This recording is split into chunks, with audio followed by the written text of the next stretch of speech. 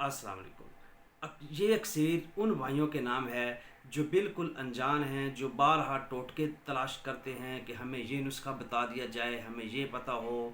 लोगों के पास दर बदर फिरते हैं, उन लोगों के पास जाते हैं जिनको खुद आइडिया नहीं होता। तो आप लोग के लिए ये एक बेहतरीन तजवीज़ है कि आप किसी के पास मत जाएं। अपनी आर्सेनिक शिंगरिया शिंगरफ जो कोई भी धात है, जो कोई भी कच्च धात है, कोई भी मेटल है, उसको आपने अगर कैमुनार कर लिया है तो जारी करना कोई मुश्किल नहीं है।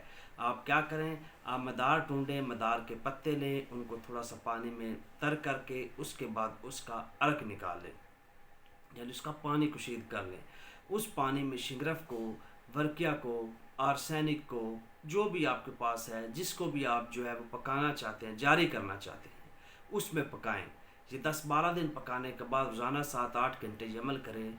10-12-13 दिन पकाने के बाद आपकी ये तीनों चीज़ें जो भी होगी वो मोमिया हो जाएगी, वो जारी हो जाएगी, वो वासी हो जाएगी, चीज़ों के अंदर दाखिल होने वाली हो जाएगी।